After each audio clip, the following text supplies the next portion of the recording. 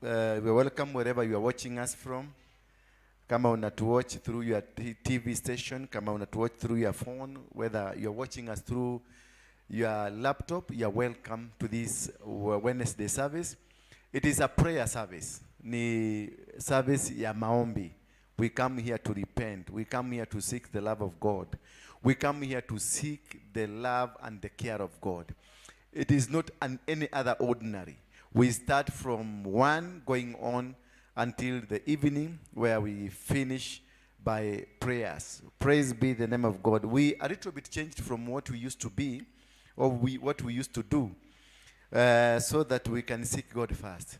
It is paramount that we seek God before we do anything else. God, when we seek God, tunapomtafuta Mungu, tutapata ushindi mkubwa. Kwa mateso mengi na shida nyingi ambazo tunazipitia kwa sababu ya sisi wenyewe kutojua Mungu ni nani.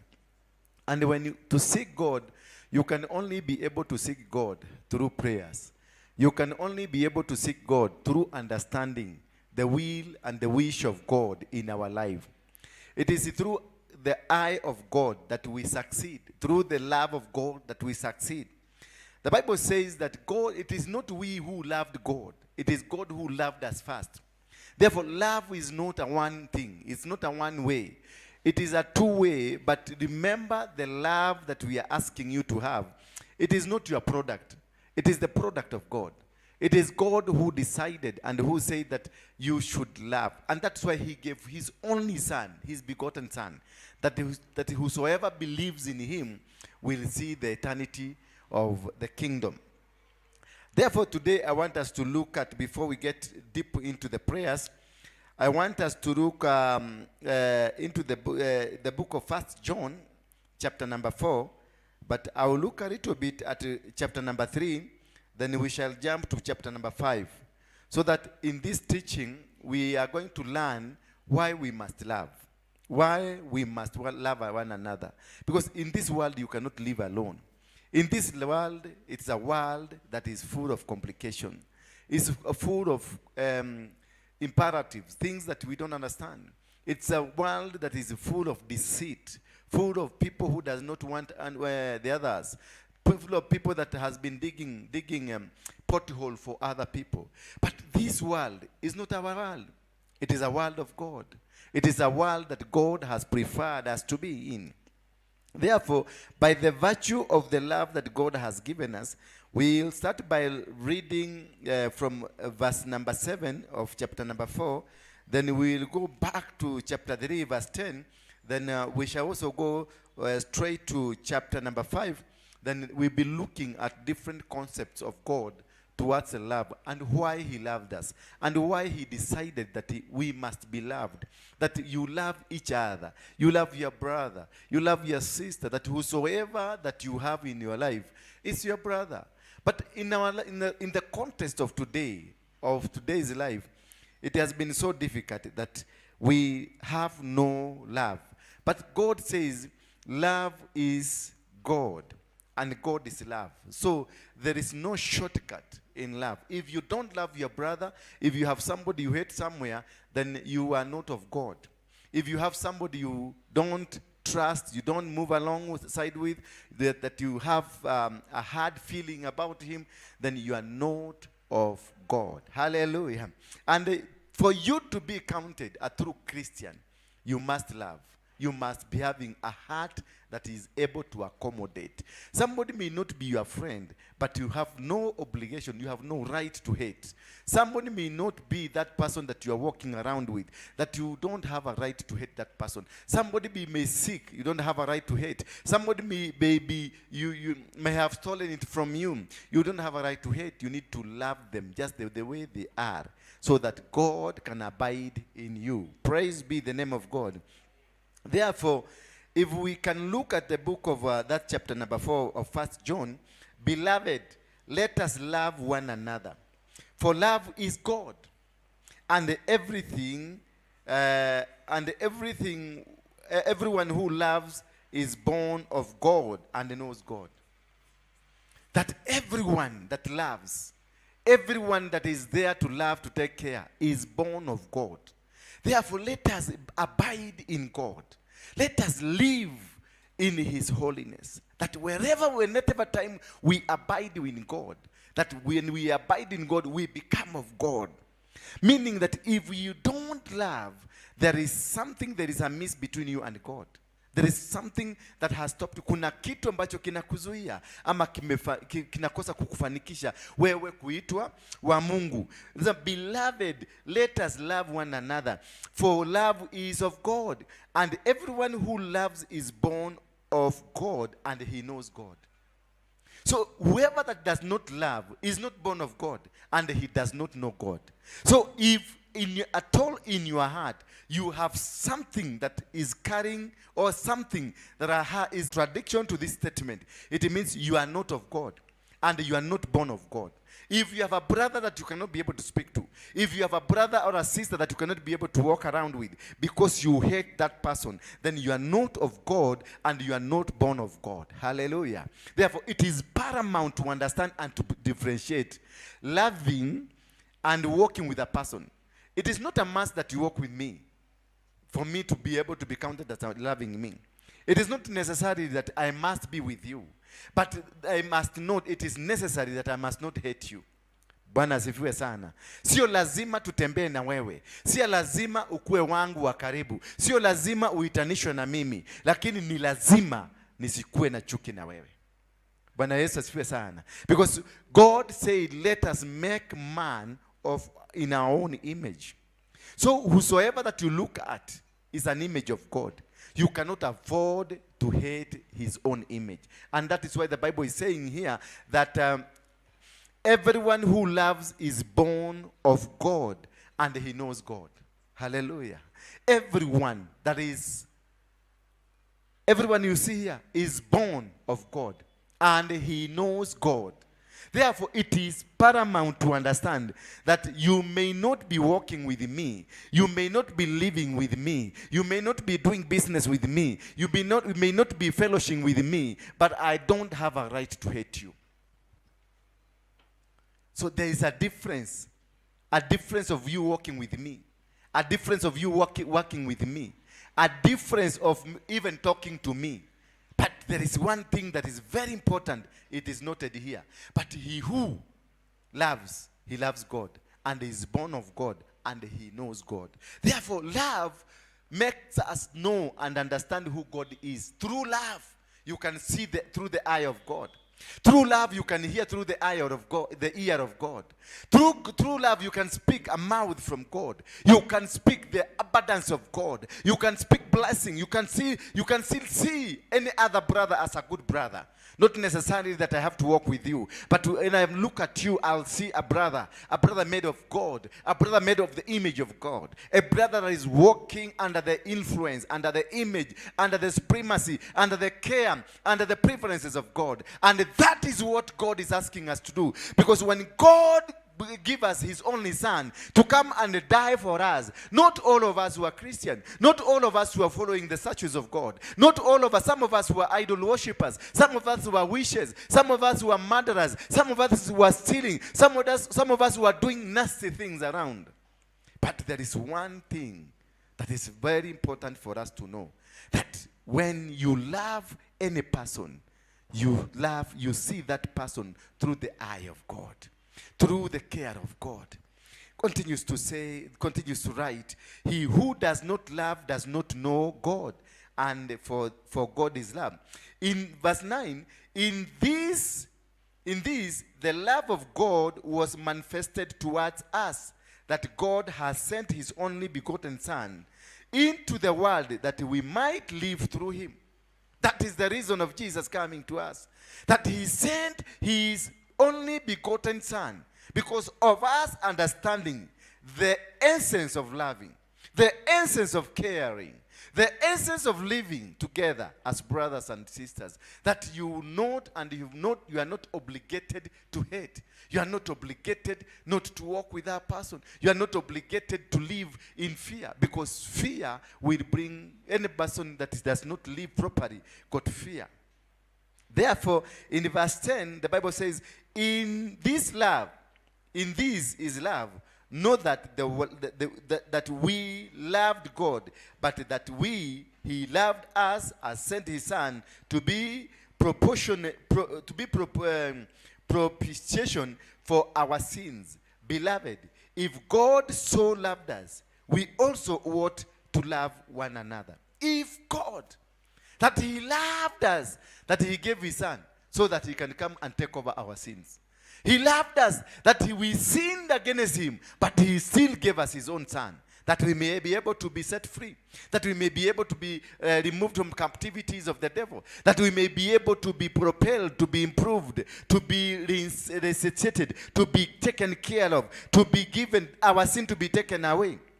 In verse number 12, no one has seen God at any time. All of us, nobody can come and say that we have seen God. All of us, we have not seen God.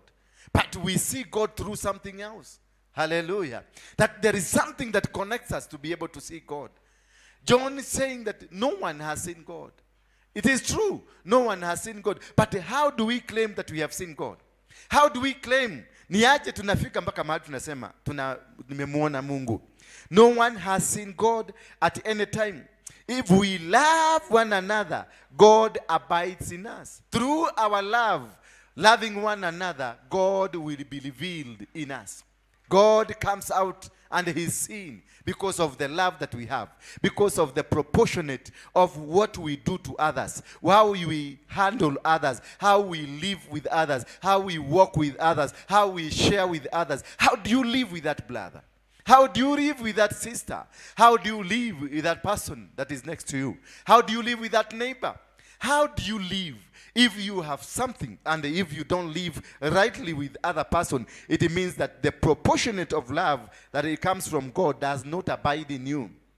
So if we love one another, God will abide in us. And His love has been perfected in us. For you to know the love of God is perfected in you, it is out of the love that you have for others, out of the care, out of the sympathy, out of the motivation that you have. It will make you know that God abides in you. If you have compassion for other people, if you have caring, if you have that heart of caring to other people, if you love anybody else, that anybody that passes through you, you see that person as a man or a woman from God. You see that person as an important as you are. You see that person as special as you are. You see that person as good as you are. Then God is abiding in you. Having that you don't have a place or a chance in your heart to hate anybody, it means God is in you. God lives in your heart. God lives and will walk in your heart. Therefore, God will not come into a heart that is hateful. God will never come into a heart that has something that does not abide in God. So God will gauge us. God will gauge your salvation through the love that you have, through His own abiding in your heart. God will gauge you to know whether you are. If you look at your neighbor, you look at the colleagues that you work with, business people that you work, people in church that you are with, and you don't have the desire to love them, it means God does not abide in you. It does not matter whether you are a pastor, whether you are a bishop, whether you are a prophet of God. Whatever you are does not matter. What matters, does God abide in you? Does God abide in your business? When you are doing the business you are doing, do you do your business in love? Do you do your business caring for other people? Do you, when you are eating, when you're distributing something, do you do a distribution in context of loving the other person? Whatever you do, whether you are in a church, do you do it caring your brother? Do you do it caring your sister? Do you do it that you do it from the heart that abides with God? Do you do it because you want God to be seen through you? Because what we do so that God can be seen through us. The business we do the business so that God can be seen through us. The kind of work we do it so that God can be seen through the same work that we're doing. Whatever the marriage we have, we do the marriage for God to be seen through that marriage. If God is not seen through the marriage, if God is not seen through the business, if God is not seen through the what kind of work you are doing, then whatever you are doing, it is in vain. you can never succeed. You can never live. You can never be glorious. You can never be successful if in you God does not abide in you. We can only be able to win to win any victory. You can only become victorious through love. Through love, you destroy your enemies. Through love, you bring down the forces of darkness. Through love, you win every obstacle against you. Through love, you conquer every move that is ahead of you. Through love, you succeed in every move. Through love, you succeed to conquer every mountain that is ahead of you. Love your enemy. Love thy neighbor as you love God. Don't just stand there and love someone, yet you hate your neighbor, yet you hate the other person. You need for you to succeed in heaven, for you to become that vessel that God wants to use. You must not be counted as that one man that does not love everybody. You need to care and love for everybody. Praise be the name of God. Therefore, and in verse 14, and we have seen and testify that the Father has sent the Son as a Savior of the world. God wanted, and God has a plan, and he had a plan to save this world. Love is meant to save. Love is meant to save that business you are doing. Love is meant to save that work that you are doing. Love is meant to secure and save that job you are doing. Love is meant to take care of the anointing that you have. Love is meant to raise you, to improve you, to change you, to transform you, and to make you a different person altogether. Through love, salvation comes. Through love, we win every battle that is ahead of you.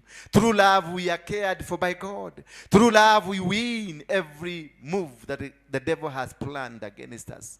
When we are attacked, we come together as brothers and sisters. When we face a challenge, we come together towards God, towards showing the love of God. We see the enemies that are attacking us, don't hate them, but love them. Once you show them love, God will win them for you. God will defeat all the challenges ahead of you. You don't look down. You don't look down upon these people. Just love them. Love those people who hate you. Love those people that try to kill you. Love those people and show them maximum love. Those people that wanted to bring you down. They wanted to bring down your ministry. They wanted to bring down your marriage. They wanted to bring down your business. They wanted to bring down whatever you are doing. They wanted you to die. But show them love. Let God abide in you. When God abides in you, then he will win battles for you. When Jehoshaphat was told that Amorites are coming to destroy them, he showed love, too much love to God. He did not tell people to raise arms. He went directly to the temple of God and he proclaimed first that we must show love to God. We must show that it is you, God, that who is going to win this battle for us. It is you, God, who can do everything. He even reminded God, are you not the one when we came here that asked us, we do not kill these people that now are planning to kill us? He reminded God that are you not the one that spoke to your friend Abraham, that you told him wherever he will go, he will be blessed. He did not fear. He did not concede out of hatred. He did not look at those enemies, the adversaries that are coming to attack him, as enemies. He looked at them as still men and women of God. But he challenged God through looking at them as still men and women of God. He looked from another angle and came to God, reminding God, these people that are coming to destroy us, we who are yours are also yours. Will you allow your hand to cut another hand of yours? It is a challenge. It is a challenge he meant to God. He told God that these still are your people. The Amorites are your people. The Moabites are your people. They are your people. You met them. Now they want to come and destroy the work. You promised us this land. Now they want to remove us from this land. You told them, you promised us, you promised our fathers this land.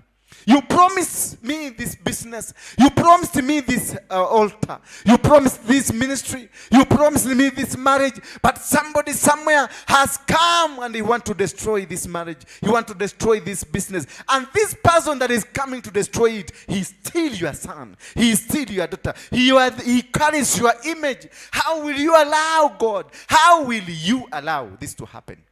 That is what Jehoshaphat told God. How will you allow the people, when we found them, we had the capacity to destroy them, but you told us don't kill them. We had the power and the authority to do it because we belong to you, but you told us don't kill them, don't destroy them. Praise be the name of God. Now these people are rising against us. These people, they want to bring us down. These people, they want to destroy us. When we had the capacity to destroy them, you told us not to destroy. Will you allow them to come and destroy us? Will you allow them to come and bring us down? Will you allow them? That is what we call speaking to God through his promises. That he said, I'll never forsake you nor leave you. I'll never abandon, no matter whether you will be in the shadow of a valley, that valley of death. Even if enemies will be surrounding you, I will still walk with you. When Elisha, they were told of enemies that are coming, and Gehazi stood out and saw chariots and a huge army coming to attack them. What he did, he ran to Elisha and told Elisha that enemies have come. We are going to be destroyed. There are so many and they are so powerful. There are so many and they are so powerful. The man of God was not perturbed by that statement. Yes, indeed, there were so many and they were so powerful. The enemies may be very many, may be very powerful, may be very superior, may be very well organized than you. But if you abide in God, the enemies will become zero. The enemies will not be able to conquer you. The enemies will not be able to supersede the Lord or the God that has abided in your heart. He will still win the battles. It doesn't matter how many are they. It doesn't matter how strong they may look like. They may say that today it is the end of you. But God in you says the beginning of you. Maybe what it is in you, it is the one that is going to come to an end. But what is in you from God starts from there. Praise be the name of God. They may have said that is the end. They have finished you. They have completely conquered you. They have completely brought you down. But God has another thing for you. He has a different message. The message they have is for you to be finished. The message for you they have is for you to be destroyed. The message they have is that you never come back again. But God has a different, because God is abiding in you.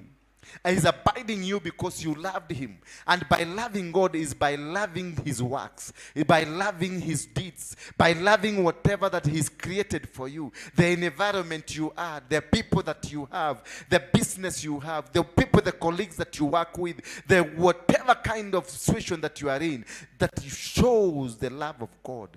If you show that God has abided in you, then you will be able to conquer no matter kind of an enemy. No matter kind of a force that is ahead of you. They might have planned. You have tried to do something, but it's not working. You have tried to do business, it's not working. You have tried to make deals, they are not working. You have tried to connect things to work, they are not working. They have resolved that they must remove you from where you are. They have resolved. They have said this must happen. They have said and concluded. They made a night meeting and discussed about you. And they decided that you have to die. They decided that you have to be removed. They decided that you have to go down in business. They decided that this must happen against you. But just abide in God. Abide in God. Don't worry of what they are saying. The God that is in you is more superior than them. The God that is in you is more important than them. The God that is in you is so special than them. The God that is in you will conquer them. It doesn't matter. They may be planning in darkness. They may be planning in darkness where you cannot be able to reach. They may be far away planning in sacred places. But God is with them in those sacred places. He will unearth them. He will reveal everything to you. When Gideon was so afraid of facing a challenge of the army, God made him to go until where the enemies were planning. And he had them planning. And he heard what they were saying. And God made sure to hear that they were still trembling against Gideon. They knew the mighty Gideon is coming. And Gideon was fearing them. Gideon was full of fear because he knew this was a big army. But in the other side, God had made a lot of fear, had caused them to tremble before Gideon, has caused them to fear the statement of Gideon that Gideon is coming. They knew that the multitude that is coming is so big. So for them, they were fearing Gideon. And the Gideon was still fearing them. But why was this happening? The God that was in Gideon was so powerful that he caused them to fear. He caused them to run away. By night, those people, they moved. By night, they moved and went away. Nobody was standing. Nobody waited for Gideon. One-man army. God will cause you to be a one-man army that will win a contingent of many people. God will cause you that wherever you go, people will fear. Whatever you do, people will tremble. Whatever move you make, people will fear you. They will not be able to come and fight you. They will not be able to come and rise against you. They will not be able to come and do anything against you, irrespective of who you are. The people that had leprosy, when they heard the enemies are coming, they told each other that if we continue sitting here, we are going to die. And if you go, still we are going to die. Little did they know that God had decided to make them an army. God had decided to make them the secret army to go and conquer the enemies. To fulfill the word of his servant, that when he told this man, this servant of God, and told Elijah that this man that I said this thing cannot happen, he told, tomorrow by this time you will be dead. This thing will happen. You will see it happening, but you will be dead. Why? And then God moved the people that had leprosy, and he caused them to become a big army. He caused them, they were only 7, but he caused them to become a huge army. When they rose in fear of death. They rose in fear that they are going to die. But God had a different plan with them. God had a different agenda with them. You may have woken in the morning having nothing. That they had God said they are going to do this. They had said they're going to destroy you. They planned you are going to be sacked. Your business is going to be closed down. Your family is going to this. The doctor's report is that your father or your mother or your cousin or whatever is going to die. That is the statement. That is the voice that you have. That is this thing is going to happen. But inside something, the God that is abiding in your heart has a different mission altogether. He knows that it's going to bring salvation. He knows that it's going to conquer this battle for you. He knows that it's going to cause an army in you that is going to destroy this army. Praise be the name of God. Abide in God in love. Once you abide in God in love, God will cause everything to happen in your favor. God will cause every mountain against you to be removed. God will cause every enemy around your business to be removed. God will cause those people who have become an obstacle, those people that have come to become a barrier in your life, will be removed from you. Will be removed by God. He will cause people with leprosy to come walking. They'll make noise. And as they make noise, the enemies will run away. Praise be the name of God. The enemies will run. They will run away from you. You will be left alone. Imagine they went and collected gold. They went and collected silver. They went and collected jewelries that were so expensive that were being held by these people who ran away. Little did they know, the people that caused them to run away are the people with leprosy. The people that are just ignored. You may be ignored, but you are the cause of salvation of a particular village. You may be ignored, but you will be the cause of a rise of a new kingdom in your village. You may be ignored because they look at you and they see you are useless. You are hopeless. They have gone, they are superior. They have gone to witch doctors. They might have said that somebody came on your behalf who is more educated than you. And you are not very educated. So they want to demote you so that they can give it to you. Don't worry. Just allow them to do their work. God will do his work. Bwana Yesu asifiwe sana. Allow them. Don't even argue with them. Just abide in God. In love of God.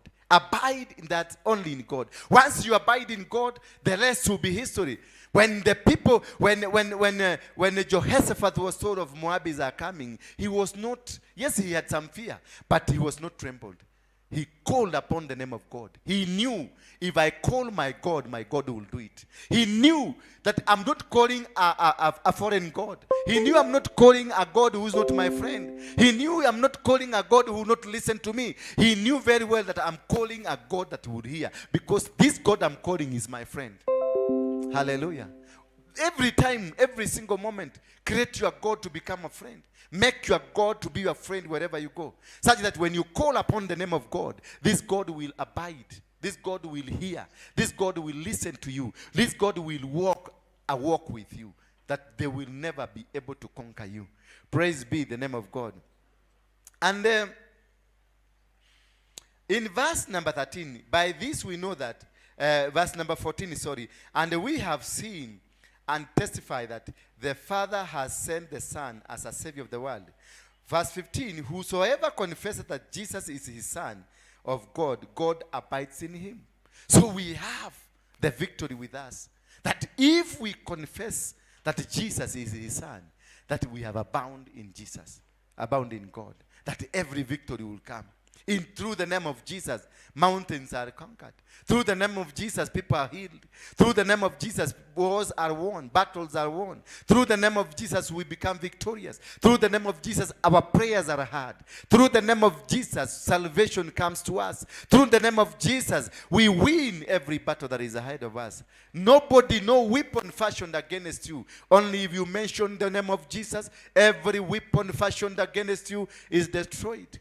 Through the name of Jesus, you conquer the mountains. Through the name of Jesus, you win every step, every word spoken against you. You mention the name of Jesus, all the demons are fallen down. All the demons are destroyed. You mention the name of Jesus, walls that are being built against your life are destroyed. You mention the name of Jesus, the businesses will thrive. You mention the name of Jesus, you conquer villages, you conquer territories, you conquer mountains, you conquer every move. The people against you, mention the name of Jesus, you win every battle against you through the name of Jesus. Love has been perfected amongst us. Verse number 17. Love has been perfected among us in this, that we may have boldness in the day of judgment, because he is. So are we in this world. There is no fear in love. Perfect love casts out fear, because fear involves torment. But he who fears has not been made perfect in love. We love him because he first loved us. We conquer every fear. Verse number 17. Every fear that is in your life is conquered through abiding in Jesus Christ, through having the love. So when you love and God abides in you, every aspect of fear, every move, every word that is meant to cause fear in you is destroyed. So nobody, because when God loves us, he created that love so that he can expel fear from our hearts. A born-again Christian has no reason to fear.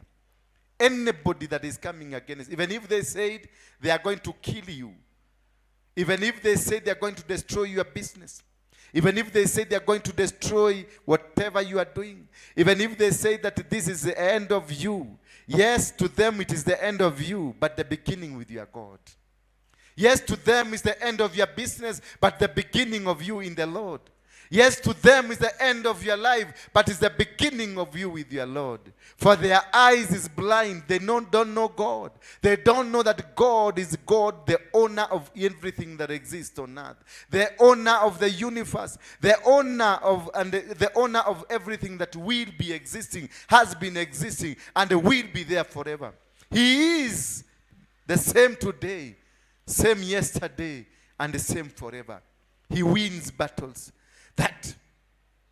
That there is no fear in love. When you completely love, there will be no fear. But perfect love casts out fear. Every perfect love. Not hypocritical love. Not hypocritical love that people pretend to be loving, yet they don't love. I want to tell you, my brother, my sister, it is not about the hypocritical love. It is the real love. The perfect love in God. The perfect and the superior love that God has given you. We remove every fear that nobody can stand against you. Nobody can stand against your ministry. Nobody can stand against your family. Nobody can stand against your move. Nobody can stand whatever that is happening wherever you are. Because love has been perfected in you. Just perfect the love of God. If you perfect and you make God reign supreme in your heart, reign supreme in your move, then you conquer every move around you. Hallelujah.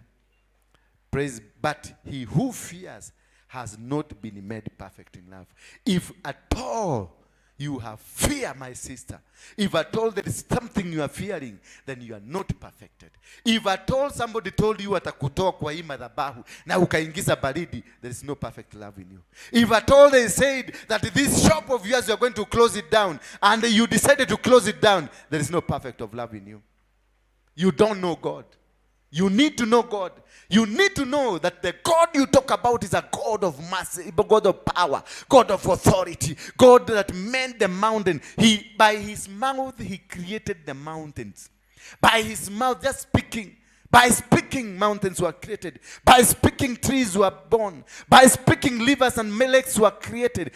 That God, that mighty God, is the one that you have abound in him. It's the one that is controlling your life. It's the one that you've surrendered to. That mighty God, they will die before you reach there. Those who are trying to shake you, before even you reach there, they will be dead. Because you have a higher God. You have a superior God. You have a God that abides in you. A higher God. A God that has never lost any battle. A God that created even those enemies. Those who are planning to come and attack you. It is him who created them. And when the children of Israel did that which was wrong in the eyes of God, God allowed the enemies to come and attack. How do you know whether the enemies that are attacking you are from God? Because you refuse to abide in him. When you abide with him, then God will reveal to you what kind of the enemy that is coming. He will even tell you that Jehoshaphat was told that they are planning to come. They knew even before they started planning. Because they had a God they were working with. They had a God that they were working with. They did not fear because they knew our God will win this battle. They knew that this thing was going to happen to come. When Gideon was being told to go, he asked God, how will I win it? How will I do it? Then Gideon was told by God that from today, this battle is not yours. This battle belongs to God. And what will happen? You will win this battle as a man. You will not win as a multitude. You will not win as a congregation. You will win it as a man. Why? Because the God that is in you will win it. Remember, Gideon had prepared an army of 32,000 people that were going to fight the Midianites. Little did he know the Midianites were a project of God. So they did not require an army. They required them to come back to God. The verse 1 of Judges 6 says that when the children of Israel did that which was wrong in the eyes of the Lord, then God handed them over to the Midianites for 7 years. So the battle they were going through, it was a godly battle because God wanted them back. But he wanted them back to be back to him. He wanted them to become back. He wanted them to come and join him. Because these are my children. That is what God is telling us. Come back to me and I will come back to you. Come back, I want to walk with you. Come back, I want to be with you. Come back, I want to be wherever you are. I want to walk with you. That is what God is telling us. Not that you are a bad man. Not that you are a bad sister. Not that you are a bad young boy. Not that you don't deserve. God loves you the way you are. God loves you the way you walk. God loves you the kind of business you are doing. He only wants you to change the way you are doing, the way you are thinking. Abide in him. Just allow God to come into your heart. Allow God to walk with you. Allow God to take supreme over you and win every battle. The battles we are facing, we are not even supposed to fight any single battle. Because if we abide in the love of God, then the love of God will win, will defeat every enemy around your life. Will win every single battle that the devil has planned against you. God is superior. Job continued to abide in the love of God. Job said that even if God abandoned me, I will not abandon him. He had genuine and sincere heart. He had genuine and sincere heart towards God. He knew my God will never forsake me.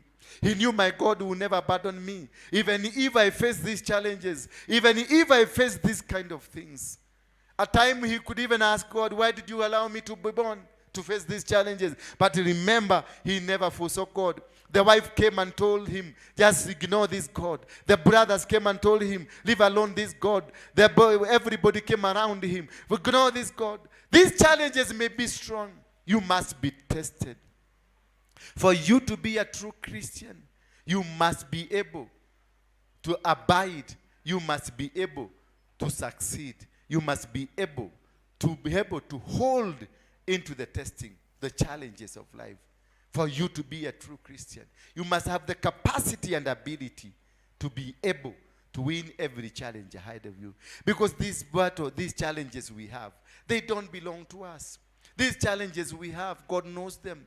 These things that is facing us, God knows them. He knew them even before you were born. That is what he says. I knew you before you were born. That is why I had set you aside. I set you aside because I knew they will come and attack you.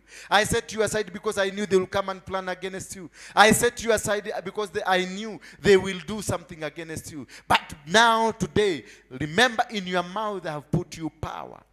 That is what God told Jeremiah. But that is what God is telling us now. That through our mouth there is power. If we abide in the love of God, you have the power to cast out demons. You have the power to say and speak against the enemy. You have the power to speak against every demonic power. You have the power to do anything and conquer the forces and challenges of the devil. You have the power. You have the supreme power. You have it. You will win it. You will conquer all the forces of darkness. They will be down. Oh my God. But he who fears has not been made perfect. We love him because he first loved us. It is not by choice. It is not by what you learn in class. He loved you first. So don't worry. Don't worry of what they are saying. Already he loves you. All what he wants from you is abide. Just nyenyekea tu. Nyenyekea tu kwa Mungu. Bow down and wait for God's judgment. Wait for him. Don't look at yourself and see like you are so important than others. We are all made equal. We are all made out of the image of God. There's nobody who is superior. Now that you have been made a president, now that you have been made a minister, now that you are a big minister of the word of God, now that you are rich, now that you do this, that does not qualify you to supersede the love of God on other people. You are still a human being. You are still, whether you are a president, whether you are a king, whether you are a prime minister, whether you have a big congregation, you are still a human being. Whether you have business, you are doing mega businesses, whether you are business mogul, whether you have private jets, whether you have whatever you call yourself, whether you are a commander, you have a big army, that by your word people can die, you are still a human being. Abide in God. Abide in God. There are these people who, there's this a king in the Bible, I don't remember the name of the king, that he said that God can do nothing upon his life. God cannot even if he came, he cannot win. He cannot defeat him. I don't know, he's in Egypt. And God sent just a mosquito. He sent just a mosquito. And this man died of a mosquito. And he had conquered armies. He had conquered battalions. He had conquered many people. But what happened to him? God sent to him just a mosquito. You might have a huge crowd following you. You might have powerful people around you. You might have a lot of money around you. You might be that superior person. But remember, God can send an insect, just a small insect, and you'll be killed. You die. You will be killed. And you will die. Praise be the name of God. In chapter number 3, verse 10, in these the children of God and the children of the devil are manifest. Whoever does not practice righteousness is not of God, nor is he who does not love his brother. For this is the message that you heard from the beginning, that we should love one another, not as Cain, who was of the wicked one and murdered his brother. And why did he murder him? Because his work were evil and his brother was righteous. So if you find yourself, you have something that he hates, it is because you are a son of the devil. You are a child of the devil. Those people hate. If you have something that you are carrying others with, it is because you are a child of the devil. And those who love, they are the children of God. And you never be defeated. When you are a child of God, you never be defeated. And to know the person that loves, they are humble. Whatever position you are, people might not even notice or know what kind of a position you are holding. Because your love will not give you room to just jaguar around, to be seen, to boast around, to look like you are the king, you are the only born on earth. The people who are great, they are small. If you want to become big, Jesus told them, for whoever that wants to become big, you must be like a child. If you find that you cannot humble down before your brother, you cannot humble down before your sister, you cannot humble down before the people that God has given you responsibility to handle, then you are going down. You will not succeed. You will not win every battle. You will not win anything. Because when you boast around and call yourself to be the king of the jungle, then God will let it happen. God will let you go alone. And he will allow the children who are more superior. The children of Israel, they were more superior than the Midianites.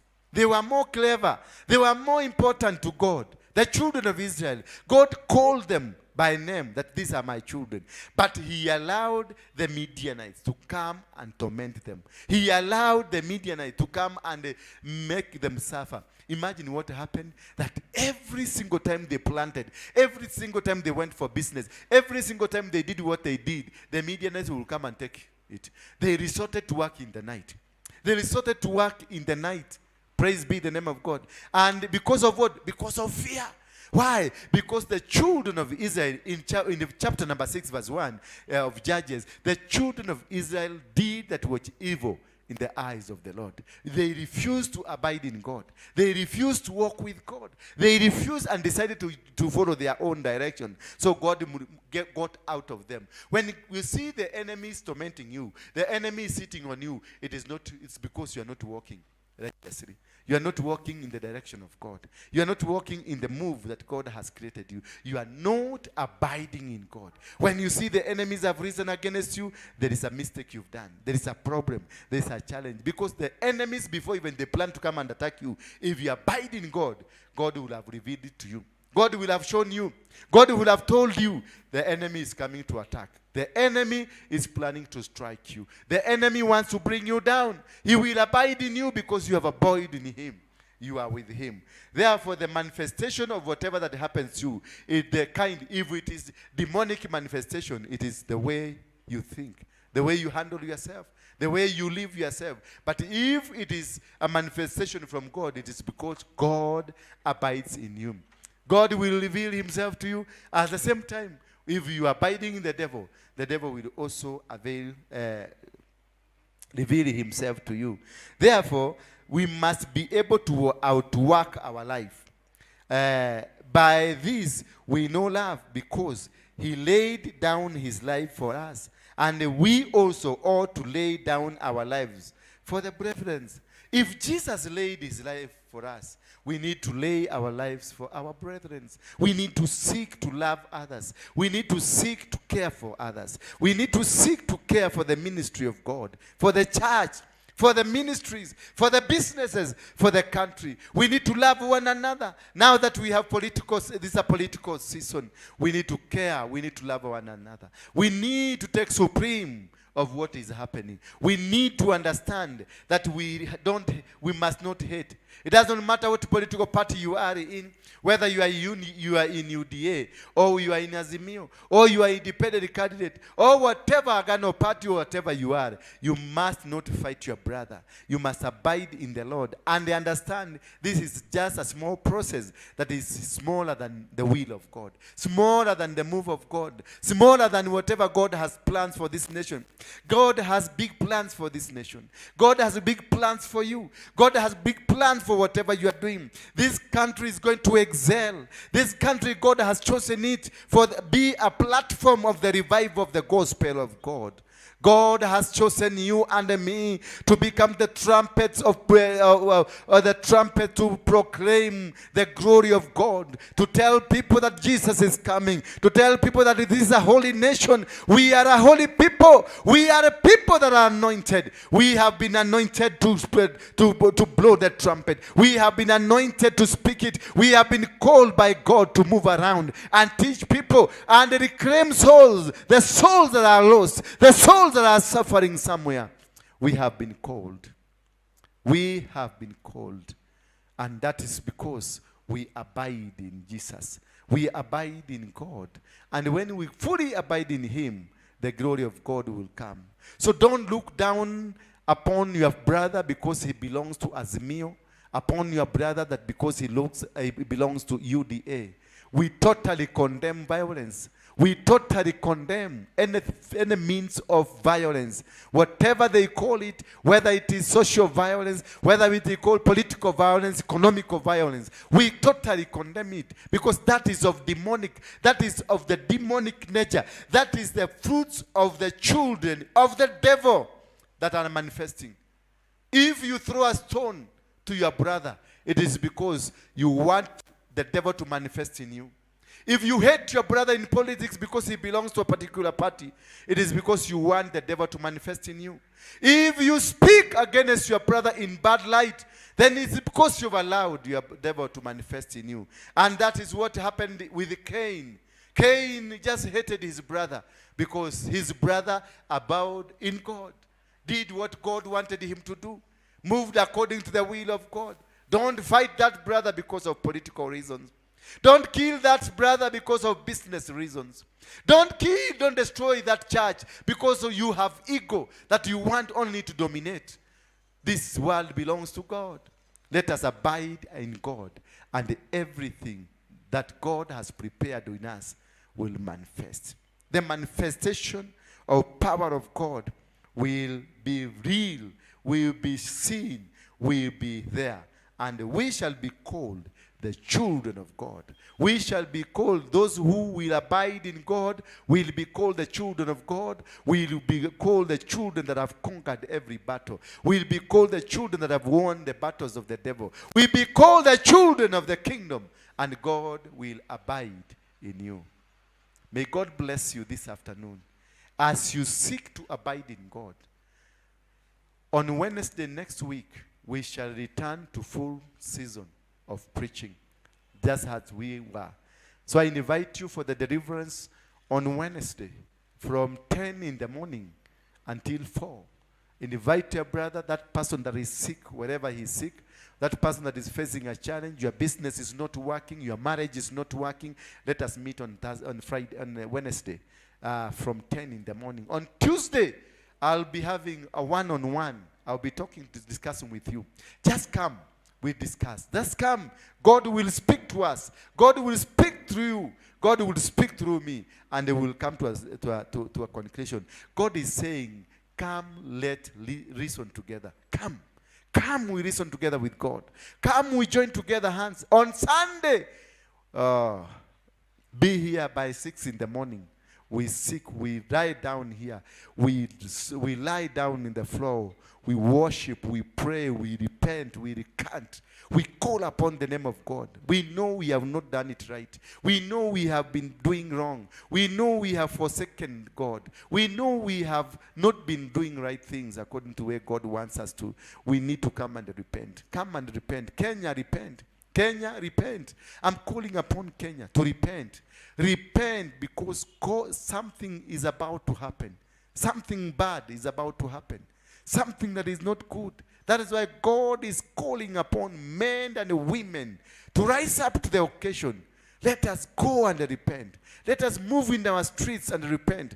Move in our churches and repent. Move in our families and our homes. Go to the mountains. Let us repent. Let us call upon the name of God, and He will change the situation. When Gideon knew that it is his father that had done what that caused the suffering that they were suffering, he was told to go and destroy the altar of his father. And when he destroyed the altar, peace returned.